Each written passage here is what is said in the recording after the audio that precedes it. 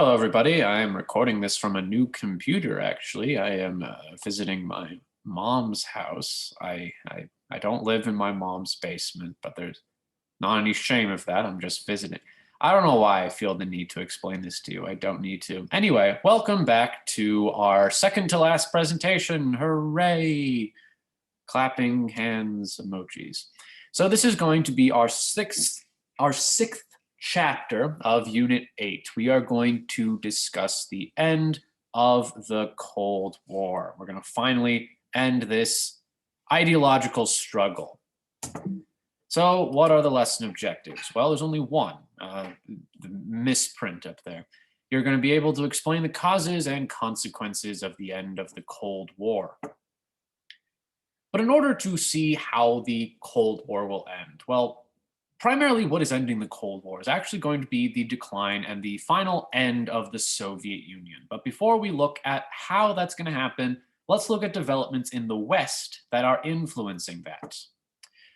Well, in Western countries, primarily the UK, the United Kingdom, and the greatest country, the United States, we are going to see what we call the rise of the new right. We are going to see the rise of conservative politicians, extremely anti-communist ones, that are going to be instrumental in this ending of the Cold War. And I'll explain how that is in just a second.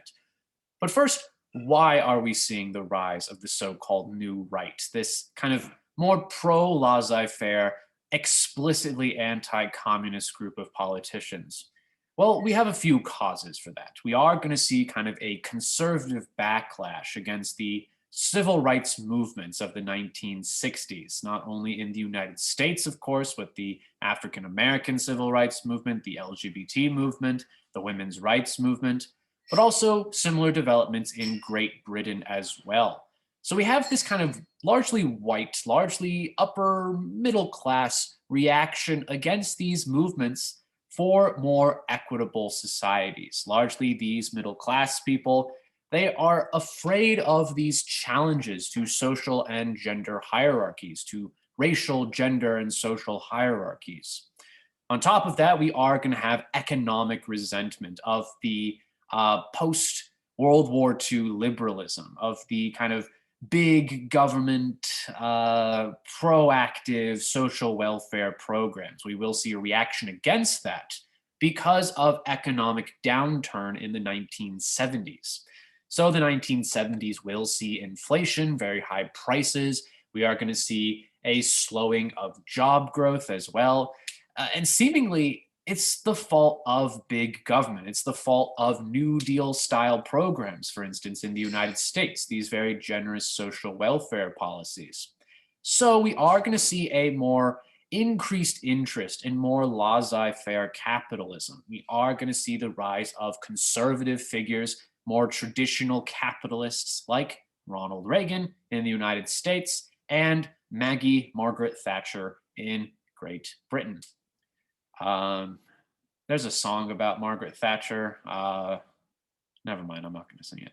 Anyway, so we have different causes for why we see these new right figures emerging, why we see Reagan, why we see Thatcher coming into power. These are people more in favor of free market capitalism, of less government regulation, of cutting social welfare programs. So we are going to see by 1980, the election of Ronald Reagan to the American presidency. We will see Margaret Thatcher become Prime Minister of Great Britain. But after these conservative politicians get into power, these are very anti-communist conservatives, we are going to see a radical slashing of social welfare programs. And instead, we are seeing a rapid buildup of military budgets. Instead, we are going to see, for instance, Ronald Reagan funding things like the so-called Star Wars program, essentially kind of a proposed high-tech space defense system to counter Soviet missiles. So we are seeing kind of a reversal of that policy of détente, that easing of tensions. And instead, we are seeing a rapid buildup of militaries. We are going to see more frequent military intervention in places like Afghanistan during the Afghan-Soviet War. We're going to see Reagan funding the Contras in Nicaragua. Remember those death squad quasi-fascist drug smugglers? And as a result, we are going to see the rebuilding of the nuclear arsenals of the United States. So, this is going to restart the arms race between the Soviet Union and the United States as a result of Reagan's more radical anti communist stance. But kind of another development we're seeing, and something that will tie in more with our last presentation, is going to be the rise of something we call neoliberalism. So Reagan represents kind of more traditional conservatism, of laissez-faire conservatism, so to say. So we are going to see kind of a shift of the opposition parties in Western countries. In the United States, Reagan is a Republican. So to kind of see a picking up of Reagan's kind of pro-capitalist policies, we are going to see the rightward shift of the Democrats in the United States. We are going to see the rise of neoliberalism. Essentially, to put it simply, it is this kind of blend between a more socially liberal, socially accepted sort of pro civil rights agenda mixed in with more laissez faire capitalism, more opposition towards welfare programs. So neoliberalism is encouraging kind of free markets with the blending of more socially progressive values in terms of civil rights, in terms of gender roles. We see this with figures like Bill Clinton in the United States, with Tony Blair in Great Britain. So neoliberalism is kind of a side effect of the rise of the new right. So we have conservatives, more socially conservative, socially conservative, economically conservative individuals like Reagan. But to oppose that, we're seeing kind of the rightward shift of the liberal parties, these formerly pro welfare programs. That's going to slowly kind of decrease. We are going to see the rise of what we call austerity parties, parties that are in favor of cutting social welfare policies to kind of pick up these voters who would traditionally vote for Reagan. So we are seeing the rise of neoliberalism, and this is going to be something that continues to this day. We see kind of neoliberal policies from the Democratic Party in the United States, from the Labour Party to a degree in Great Britain as well. But this is going to have an impact on the Soviet Union, funnily enough, largely because of the restarting of the arms race, the end of détente, that thawing of relations between the Soviets and the Americans. Things are going to turn quickly sour as a result of Reagan and Thatcher building up their nuclear arsenals. To respond, guess what the Soviets are going to do? They're going to build up their own nuclear arsenals. You can't fall behind in the arms race. However, that is going to have the impact of increasing the Soviet Union's military budget. And much like the United States, that's coming at the expense of welfare policies. It's coming at the expense of economic growth. More money is diverted away from economic growth, and it's in favor of building up the Soviet military. So we're going to see a near economic collapse of the Soviet Union. We are going to see increased economic problems in the Soviet Union as a result of this kind of diverting away from economic development in favor of building up the Soviet military. So the Soviet Union is kind of at an economic precipice. They're at a economic ledge, so to say. How do we proceed? How do we have a strong economy while also being able to defend ourselves against the Americans? Well, we're going to see increased calls for reform, including this guy with the birthmark, Mikhail Gorbachev. Gorbachev is going to be the last premier, the last leader of the Soviet Union. But he is going to initiate the slow process by which the Soviet Union is going to collapse. And that is kind of an unintended impact. Gorbachev is trying to make the Soviet Union stronger. And yet he's opening the doors for opposition against the Soviet Union within the Soviet Union. So his major kind of policies are going to have the effect of liberalizing the political system, of allowing for kind of political opponents to emerge against the Soviet system, but also he's going to allow for economic deregulation, trying to encourage kind of economic growth, kind of along new economic policy lines to a degree. And these kind of policies, they are known by very specific things. On the one hand, we have glasnost. This is the policy of of political openness, that there can be political opponents to the Communist Party in the Soviet Union. So we're loosening the control of the Communist Party in the Soviet Union. So people have the freedom to protest. They are no longer being censored by the Soviet government. We see the expansion of information. People realize that there are secret spies among them. So this is encouraging kind of increased political opposition against the Communist Party. You're no longer under the threat of being sent to a prison camp. So people are feeling emboldened to challenge the grip of the Soviet Union, of the Communist Party in the Soviet Union. But we're also seeing a program known as perestroika. Perestroika is going to be a program of economic liberalization in the Soviet Union. It is going to kind of restructure not only the political system, it also has these ideas of of political openness, but it's also going to encourage increased free market principles in the Soviet Union. It is going to encourage a decrease of a centrally planned economy in the Soviet Union.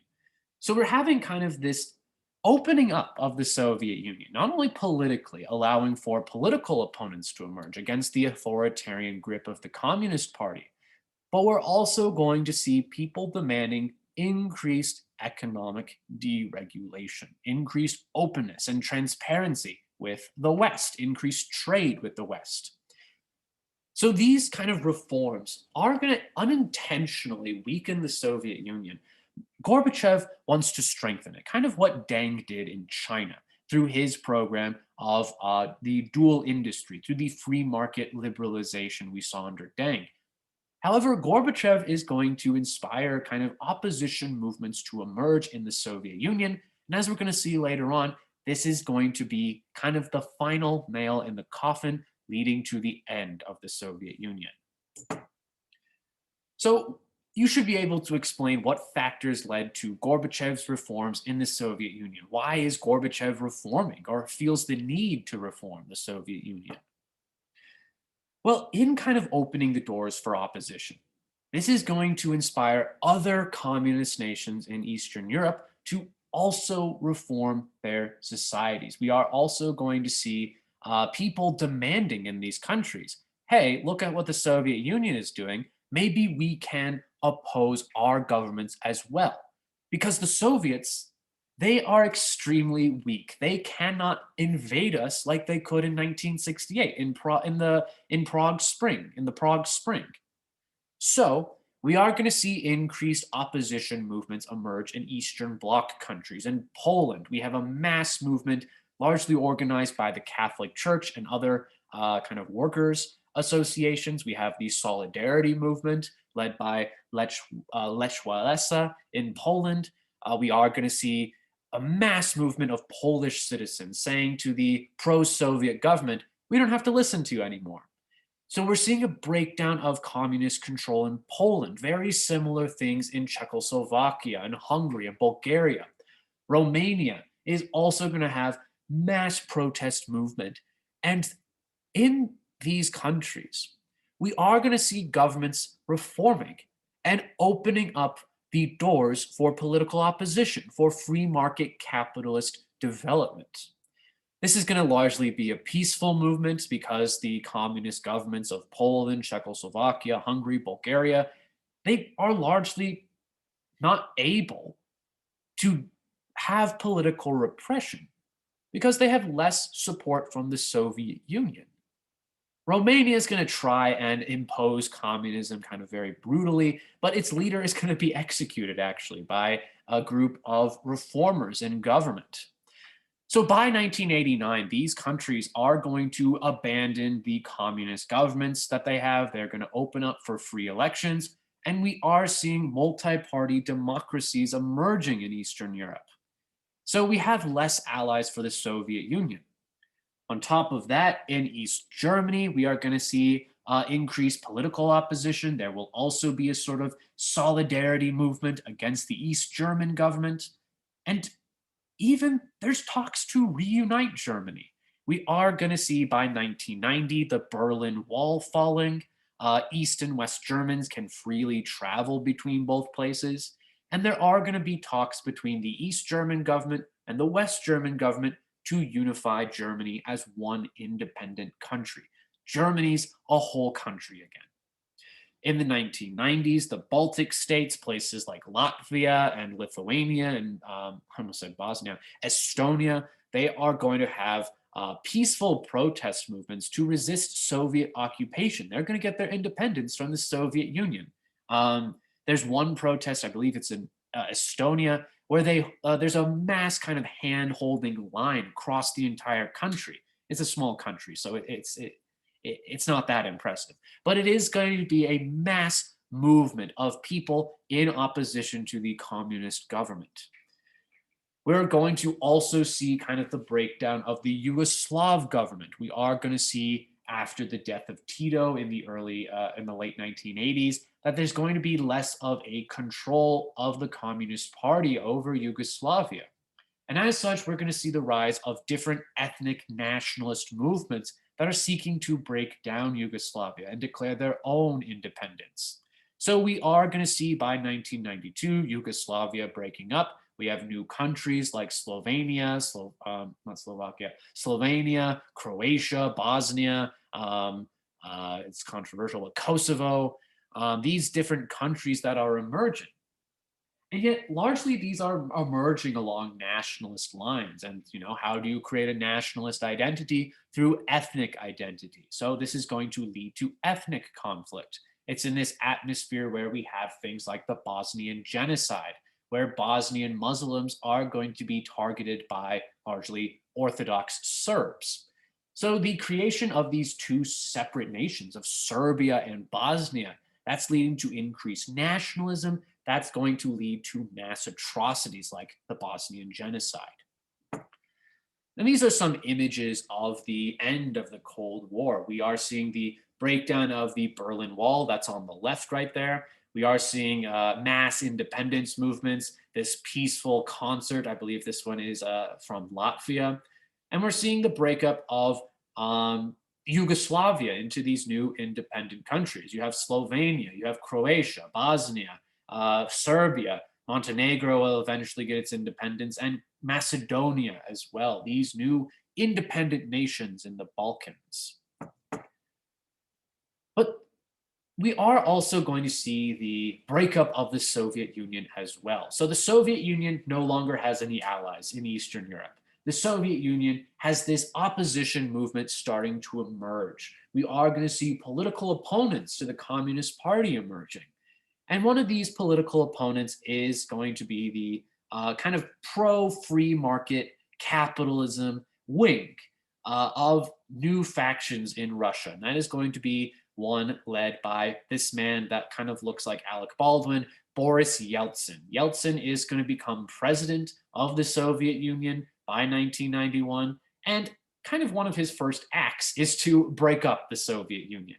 So we are going to see these different Soviet republics declaring their independence. We see the rise of places like Kazakhstan. We see Ukraine, a little bit of a relevant country in these days. We see Belarus, these nations breaking away from the Soviet Union.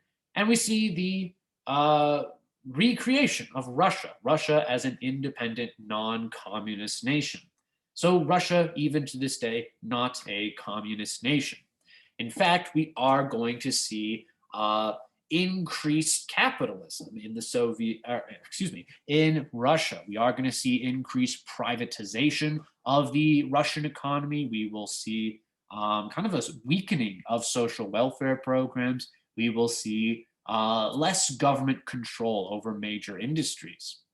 but it's going to lead to the rise of a extremely wealthy class of people in Russia. We are going to see the rise of the so-called oligarchs. These are major businessmen that have a significant economic voice in Russia, even to this day.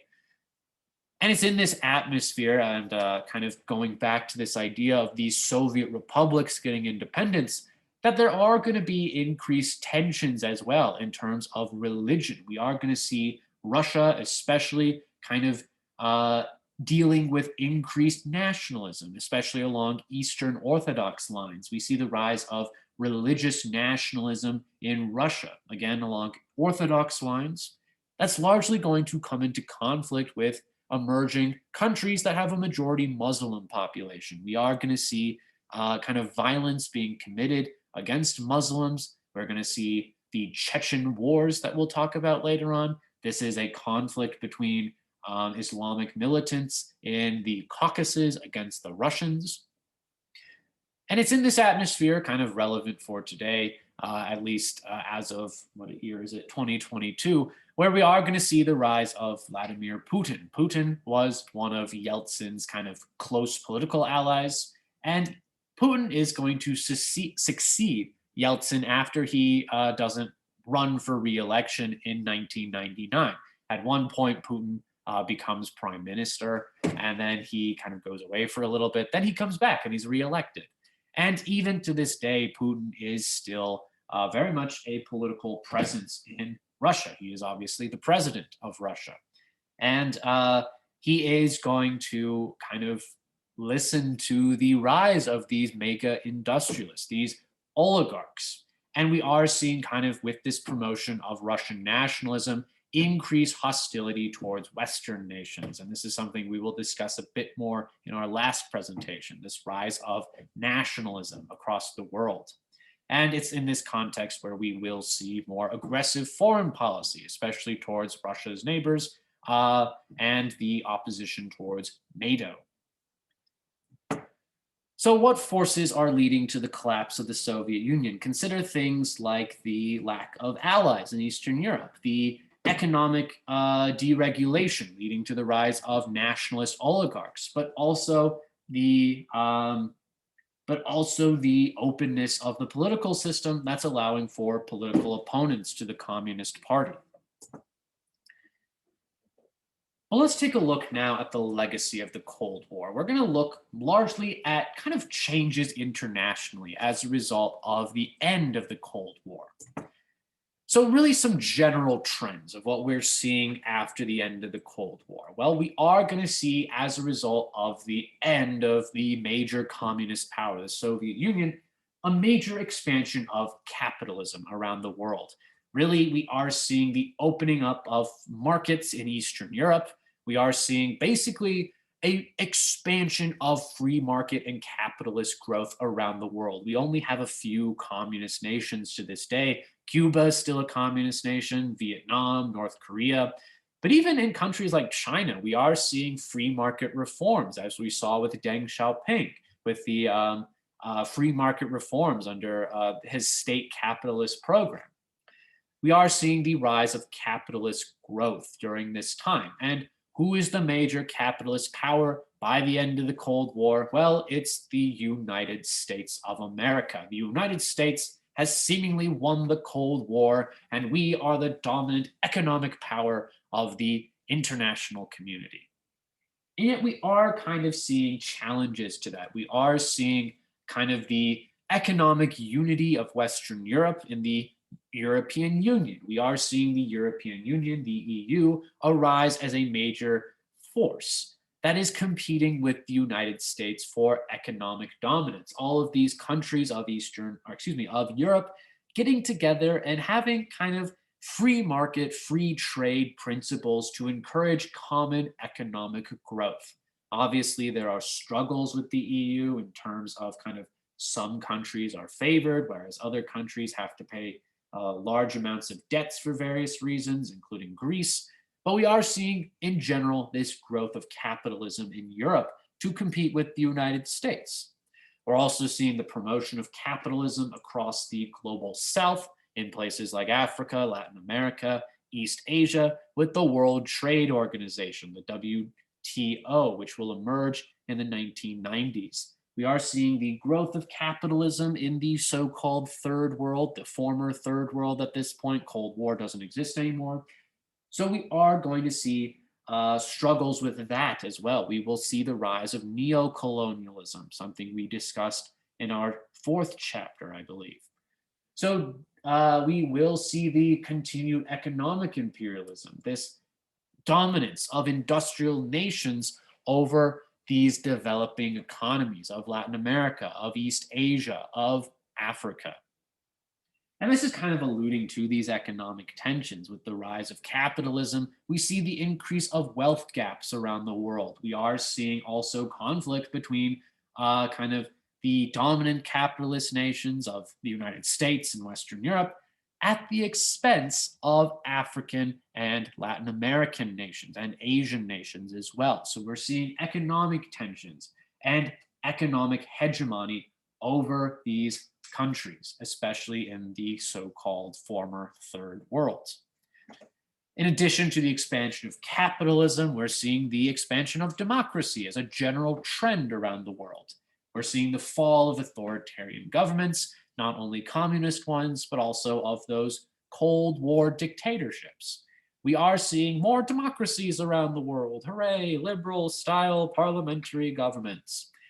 And yet, we are going to see kind of new concerns as well. We do have increased poverty in some nations as a result of kind of laissez-faire capitalism being promoted around the world. We are seeing the rise of socialist parties, of more left-leaning parties, not only in places across the global south, but also in the United States, for example. We see the rise of kind of popular support for more socialistic ideas. And we can see that most recently with the political popularity of someone like Bernard Sanders.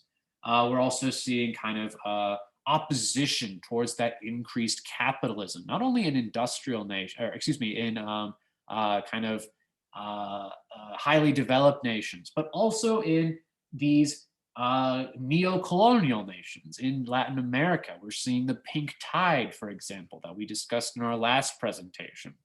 So there are kind of concerns about the ability of these new capitalist governments to deal with problems of poverty. But we're also seeing the rise of nationalism. This is something that is developing a lot after the fall of communism. We are seeing the rise of more conservative nationalism, especially in Eastern Europe, largely as a result of the legacy of communism. So this is something that is a trend today in Eastern Europe. In Poland, for example, we have extremely right-wing nationalist groups emerging kind of because of the legacy of communism. People remember kind of the bad old days, so to say. So there is going to be increased support for anti-communist right-wing nationalists. But another kind of concern in general during this time of the post-Cold War environment is that military sizes still remain high. We still have a very profitable military industry. So even though we don't have a power like the Soviet Union to be opposed to, we still have extremely high military budgets, extremely large militaries. So we're kind of looking for new enemies, so to say, Western countries looking for new enemies, but also Russia as well looking for new enemies. We are going to see kind of the new global fight is now over terrorism, as we're going to talk about in just a second. But we're seeing kind of we need to do something with these militaries. So it's in this context we have the Gulf War. Remember, this is going to be a conflict between kind of the between Iraq and the United States and its allies against Iraq's invasion of Kuwait, largely because of interest in oil, especially as Iraq invaded oil-enriched Kuwait. So the Gulf War kind of, we need a new enemy in the world, and that's going to be these lingering dictatorships in the world, like Saddam Hussein. But kind of a major legacy of the Cold War and something that is still a concern today is going to be this so-called war on terror. So this is kind of bringing us towards the modern day. And the war on terror is intentionally vague what this is against. Um, we discussed kind of the rise of fundamentalist groups during the Cold War as a result of kind of political legitimacy given to groups like the Mujahideen in Afghanistan, like the continued military presence of the United States in the Middle East and its support for Israel. And these kind of factors are contributing to the rise of Islamic fundamentalism. How do we resist the quote unquote great Satan? Well, we need to kind of organize, to a degree, kind of guerrilla tactics to fight against American imperialism. We need to take the fight to Americans. This is why we see the acts of terrorism that we do. Uh, Obviously, the most devastating and one that has a huge impact on American history to this day is going to be the attacks on the World Trade Center on 9/11 in 2001. So we have 9/11 as kind of an example of increased terrorist acts during this time. And this is going to lead to kind of increased fights against so called Islamic fundamentalists. We're also going to see terrorism being conducted against Russians. And this is going to lead towards the Chechen War to fight against groups like the Taliban, who largely sheltered these planners of the 9/11 attacks. We have the invasion of Afghanistan. We have US military presence to fight against the Taliban. So even though they were our friends in the Cold War because they're anti communist, they're going to be kind of the new opponents in this so-called new world order, something that Bush, H.W. Bush, Reagan's vice president, is going to call the new global alignment system. You're either pro anti-terror or you are in support of terrorism. So kind of the new alignments are emerging kind of over this issue of how do we fight against terrorism, whatever that might be. And kind of the reason why I say that terrorism is so vaguely defined is that it's going to lead to conflicts like the Iraq War. In 2003, the United States is going to accuse Saddam Hussein, who's still in power in Iraq, of creating weapons of mass destruction, of funding Islamic terrorism, even though he wasn't. So it's in this atmosphere we have the US and its allies invading Iraq in 2003. So this is going to be a very brutal war. Saddam Hussein's going to be executed 2006, kind of live streamed his execution. I didn't, obviously. I was like 5 at the time. I aged myself. Anyway, so we have, no, I was 7. Oh, yeah, it must have been. Yeah, 2006. Okay, so we have the Iraq war kind of as a byproduct of this war on terror. We're also going to see kind of the rise of different countries to assist in this war on terror. We have kind of new alliances being formed, new countries that are going to be involved in this war on terror. On the kind of pro United States side, we have countries like Israel and Turkey and Saudi Arabia. And these countries, more or less, kind of have struggles with authoritarianism, especially to kind of diminish the influence of these terrorists in the region. So Turkey's going to have a very strongly secular, strongly anti-terrorist stance. Turkey's going to be involved in a lot of kind of putting down of Islamic terrorist groups in the Middle East, in northern Iraq, in Syria. We also have Israel being extremely anti-terrorist. This is going to lead to kind of continued occupation of Palestine. Israel and the United States, they're supporting Palestinians of supporting Islamic terrorism. Certainly, there is some kind of some factions in Palestine, Hezbollah, which is largely inspired by ideas of Islamic fundamentalism. We have Saudi Arabia, which is a major ally of the United States, even though Saudi Arabia has its own kind of is pro-Islamic fundamentalist government, but they're a major kind of area where military bases for the United States will exist.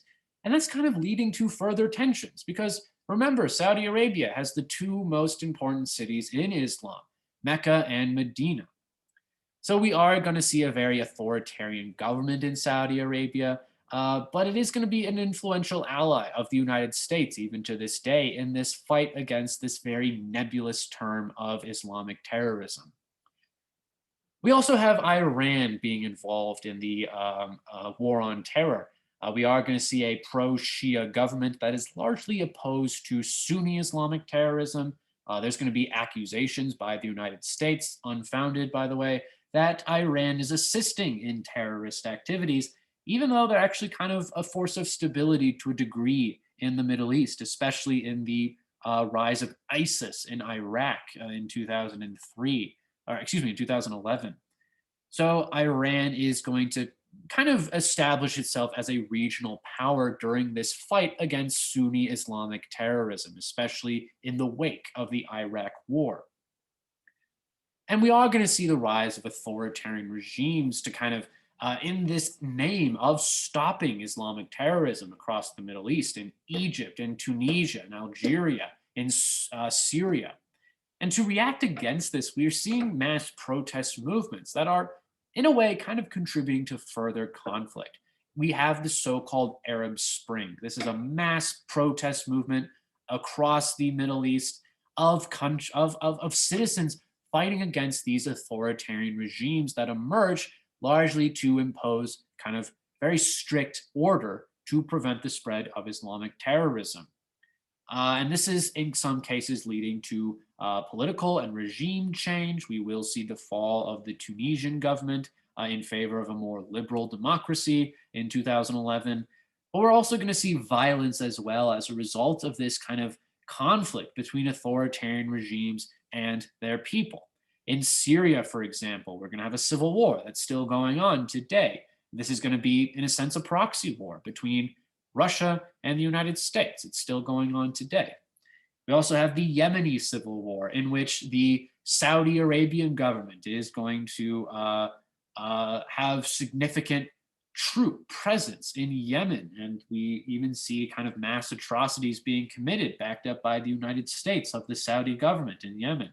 So we have these different conflicts that are kind of offshoots of this mass movement against political repression during the era of the war on terror. So, what are some political changes around the world by the end of the Cold War, and what are some factors leading to the war on terror? And actually, we're done. That is the end of Unit 8. Hooray!